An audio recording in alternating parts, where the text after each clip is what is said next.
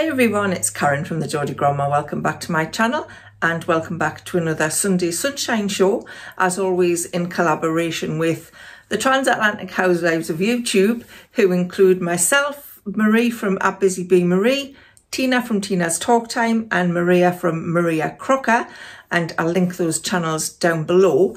And every Sunday at 7:30 we get together to bring you the same topic that we all talk about, but we put our own spin on it. And today is a question and answer video. So we asked our viewers what questions they'd like to ask us, and we got quite a lot of them. So if we haven't answered yours, we may do that in another video. So there's quite a few to get through, so I'll just start with the first one. I'll just go through them in no particular order, and I'm not going to mention the names of the people who asked the questions just in case you're not okay with that. So the first one is, what are your favourite seasons to decorate your home and why? I usually only decorate in autumn and winter, so for Christmas. And I think it's because I don't do spring and summer, because I feel like outside is, you know, there's lots of flowers. We have flower baskets in our garden, and it's just sunny. Well, hopefully it's sunny and nice outside. So I think I'd just decorate in autumn and winter to kind of cheer us up a little bit, because I find having, you know, my little autumny bits or my little Christmas ornaments and the Christmas tree obviously just cheers you up, doesn't it? So I think that's probably why I just decorate autumn and winter, just because it's a bit duller outside, a bit grey, cold. So you just feel you want your home to be cosy because you're spending more time in it. So that was the answer to that question. The next question is a bit difficult for me to answer. When cooking at home, what is your favourite signature dish? If you've watched my channel for a while, and if you've watched any of my cooking videos, I don't cook. My husband Warren does the cooking in this house. I used to cook quite a lot, and I can cook. I'm not a rubbish cook. I just don't like cooking. And I got so sick of Warren not complaining, but he was, oh, I wouldn't cook it like that. Oh, I wouldn't do it like that. And I actually taught him how to cook. So I think I just one day a few years ago just said, right, stop complaining. From now on, you do the cooking. And that's what happened. He does the cooking. Occasionally, I might sort of take something out of the freezer and cook it. The only time I do cook is on Christmas Day. I do the Christmas dinner. Now, I don't eat meat, but I have cooked meat for the rest of the family, because it's usually myself, Warren, my daughter and her husband and the two kids come over for Christmas dinner, and I have cooked meat, although I don't eat it myself. But that is the only time that I cook. And I think this year, actually, because I must have cooked Christmas dinner every year for the last, well, I've been married for 37 years, so for the last 37 years, and I'm getting a bit sick of it. So this Christmas we have actually decided to get an Indian takeaway the day before and have that on Christmas Day. It may sound like a bit bar humbug, but I'm just sick of doing it. Nobody wants to go out. Nobody else wants to cook it.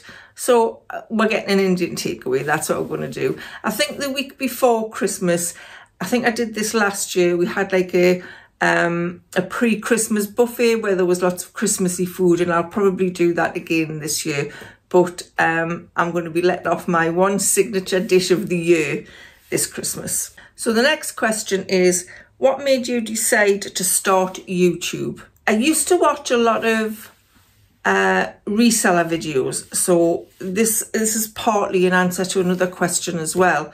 I used to be an eBay reseller before I started YouTube, and I kind of fell into that because I was watching videos about reselling from other YouTubers who did eBay, and I got really into YouTube, and from there I started watching other YouTubers that did different things. So YouTubers who talked about makeup, YouTubers who talked about clothes, YouTubers who did day in the life videos. And as I was watching them, I just thought to myself, that sounds really fun. That looks really fun to actually, you know, record videos and put them up on your own channel. So I thought I would give it a go myself. And I remember my first video, and it was I think it was the makeup that I wore. I was talking about my makeup that I was wearing at that point in time. And I was so nervous, and you wouldn't think you would get nervous. I'm sitting here talking to my phone. There's nobody else here. You just wouldn't think you would get nervous, but it is so nerve-wracking for some reason. And I just kept saying to myself, if it's rubbish, you don't have to do anything with it. You don't have to put it out there. You can just forget the whole idea. But I did, and I just really enjoyed doing it. It's been so much fun. So yeah, that was how I got started in it, really. It was just by watching other YouTubers and thinking I could do that. So that was where that came from. The next question kind of links into that. What aspects do you enjoy most about doing your YouTube channel? And what do your friends and family think about your venture? The things I enjoy most about doing YouTube is I love the research part. I love coming up with ideas of what I'm going to talk about and researching them and you know, working out how I'm going to do them. I also like editing, strangely. There is quite a lot of things that I chop out of my videos where I mess things up, or I'll sit here and can't remember what I'm talking about, or maybe I'll swear or something like that. I think I might do a bloopers reel one day, because I edit quite a bit of stuff, but I do enjoy the editing process. I like the technical part of it. So those are the aspects I enjoy most about YouTube. And I also love reading the comments from everybody who, takes the time to comment. It's amazing, really, that, I just decided to sit down, talk to myself on camera, and people watch us and enjoy what I do. And I'm very grateful for everybody who does subscribe and who, does comment. Thank you so much for that. What do my friends and family think about me venture? They don't really say much about it, to be honest. Warren likes to watch my videos. He especially likes to watch the Sunday Sunshine Show videos. And every Sunday morning, he'll say, right, come on, put them on. And if I'm going to put them on and he's not there, he'll say, what are you watching them for? I want to watch them. So he does like to watch the Sunday Sunshine Show videos. The rest of my family, they don't really say very much about it. Some of them watch some of them. I know my daughter occasionally dips in, and I know my grandkids, Ashton and Harriet, often say, put grandma on the telly so they can watch us. So yeah, that's what my family think of it. The other question that kind of relates to that as well is, how did you ladies link up on this life adventure? So how did me, Maria and Tina get together? It was originally Busy Bee Marie and Tina from Tina's Talk Time, I think, that originally got together and started the Transatlantic Housewives. And then I think Maria came on board a little bit later on. And then it was April this year that Tina emailed us and said, would you be interested in joining, the Transatlantic Housewives? I think it was a spring try-on clothing haul we did. And then when we'd done that video, they said, would you like to, join us permanently and, do something quite regularly? So I says, yes, please. That sounds like a good idea. And we have become such a nice little group. We talk practically every day on, we've got an Instagram kind of messaging group that's private that we talk on there quite often. Because Busy Bee Marie is in Vegas, there is a time difference.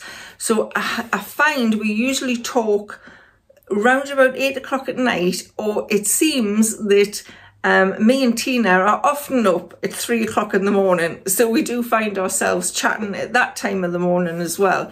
But we've never actually met. And somebody also asked, have you any plans to meet up?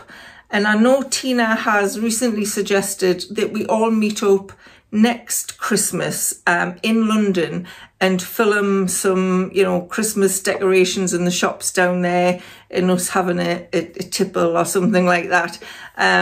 It would be lovely if Marie could come over from Vegas if we do that. But obviously, it's not just a case of popping on the bus and, coming down to London.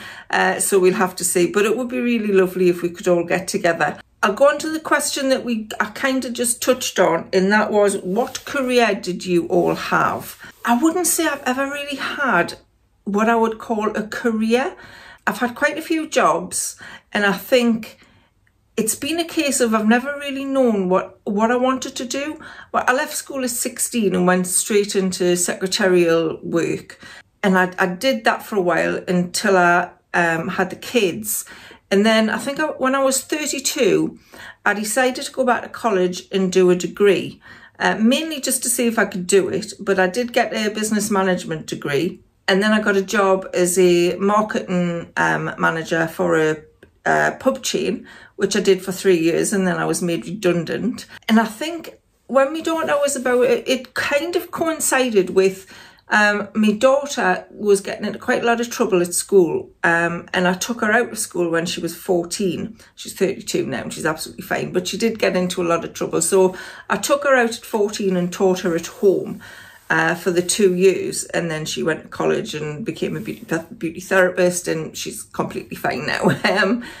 So when I was teaching her at home, I looked for something to try and earn a bit of money while I was doing that. And I kind of discovered virtual assistants, and I became a virtual assistant, where basically you're offering secretarial services freelance to small businesses who, you know, can't afford to employ a secretary. So I did that for a while. And because of the marketing background, the business and marketing background that I had, I kind of moved into social media marketing and helping small businesses do that, and teaching small businesses how to do social media marketing. And I did that for quite a while.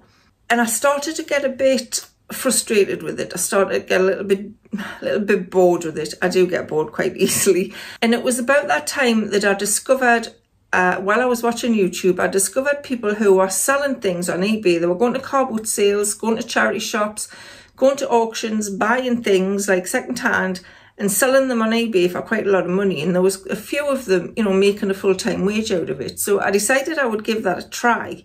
And I did that for 8 years.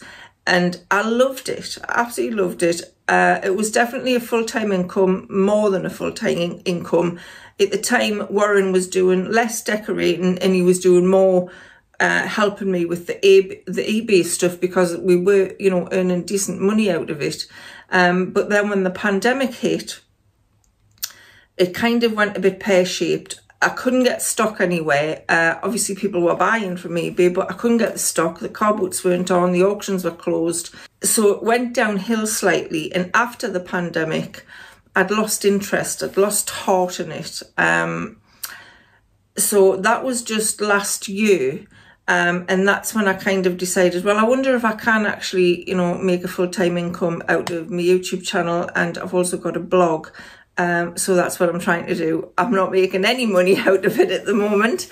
So if you haven't already subscribed to my channel, please click the subscribe button and give the video a like, because it does help YouTube boost me in the rankings and in the search. So that would be good. But yeah, so I wouldn't say I had an actual career. I've been self-employed for 18 years. And I do prefer to be self-employed rather than actually working for a company, I have to say. So that was the answer to that. The next question is easy. What is your favourite perfume? And that would be Opium. I've worn Opium since I was about, I'd say 20. I absolutely love it. Just the original Opium. I have got the Opium Black, I think it's called. I do like that, but it's not quite the same as the original Opium. I just love that scent. I think it's just a really lovely scent. So Opium, for my favourite perfume. What is your go-to favourite piece of clothing you have? I wouldn't say I really had a favourite piece of clothing. If you've watched my clothing hauls, my try-on hauls, I'm not really a fashion person. I'm not really I'm not really into me clothing that much. I would like to be. I would like to have some sort of style. But it's mainly t-shirts and jeggings or something like that. Although I have been getting into dresses recently. Probably me go-to piece of clothing is I've got 2 pairs of black leggings. They're not the kind of leggings I would ever wear outside, but they are so comfortable.